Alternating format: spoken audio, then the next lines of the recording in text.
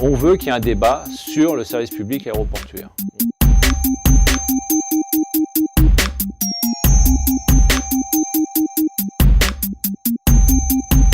L'aéroport de Paris, c'est un bien commun qui appartient à tous les Français, qui a été construit après 1946. Il a fallu bâtir nos aéroports pour que la France garde sa souveraineté au niveau international, mais aussi qu'elle puisse avoir des échanges à la fois commerciaux et touristiques. Pour oublier que la France est le premier pays touristique du monde. Et c'est pour ça que cette entreprise, elle est unique, j'allais dire en France, mais dans le monde pratiquement. On est à la fois concepteur, bâtisseur, mainteneur et exploiteur d'aéroports. Et donc le premier enjeu, il est de préserver ce bien commun et j'allais dire les compétences de cette entreprise qui sont liées à la fois de son histoire, mais surtout de son personnel qui maîtrise l'ensemble des activités que je viens de citer.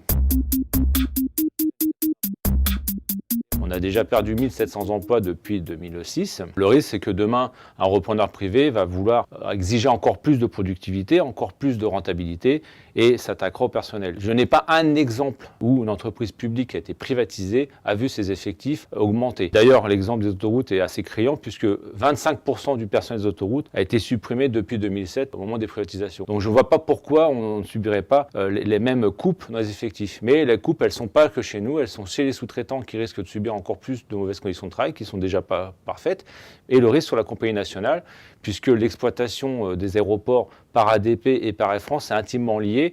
Si l'une ou l'autre avait des stratégies différentes, c'est un risque pour la compagnie nationale aussi de voir son exploitation remise en cause, perdre des parts de trafic et derrière c'est plusieurs milliers d'emplois qui sont menacés. On voit déjà cette situation qui est quand même fragile chez Air France, il ne s'agirait pas de l'accentuer.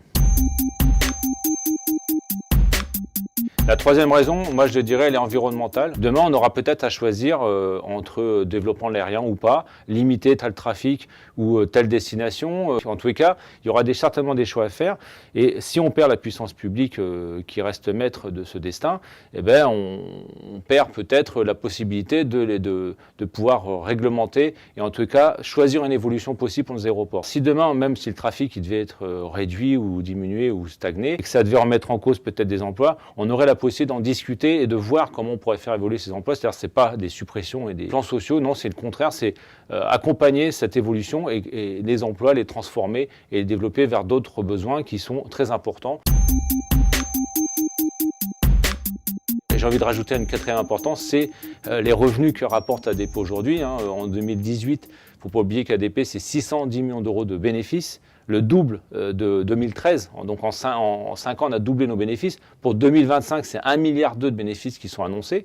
Donc on a une croissance du trafic comme ça qui va doubler d'ici une vingtaine d'années, donc qui va profiter aux aéroports parisiens, bien entendu. Et donc la richesse qui est produite, elle doit être à la disposition des citoyens pour justement les enjeux écologiques, mais aussi pour l'État. C'est des ressources importantes. Si demain on perd cette ressource, ce sont tous les citoyens et ceux qui ne prennent pas les banques qui le payeront par l'impôt. Parce que cet argent-là, il ne sera plus dans les caisses de l'État et ce n'est pas les quelques 10 milliards d'euros que pourrait rapporter la vente d'Aéroports de Paris qui compenseront cette perte. Je rappelle juste que la concession est sur 70 ans. Quand je vous ai donné les chiffres, vous évaluez donc là 610 millions d'euros de bénéfices en 2018, 1,2 milliard dans un peu plus de 5 ans. Imaginons dans 70 ans ce que ça pourrait nous rapporter. C'est la première fois dans l'histoire des privatisations, les citoyens peuvent se saisir de cette question. Il faut absolument qu'on ait les 4 717 000 signatures avant le 13 mars. La question qui est posée d'ailleurs, c'est pas de savoir si on est pour ou contre, pour le moment, c'est juste de dire on veut qu'il y ait un débat sur le service public aéroportuaire. On veut que ce débat soit engagé. Donc c'est ça qui est posé aux citoyens, comme vous pouvez le voir derrière moi. Et donc maintenant, la parole est à tous les Français pour y répondre.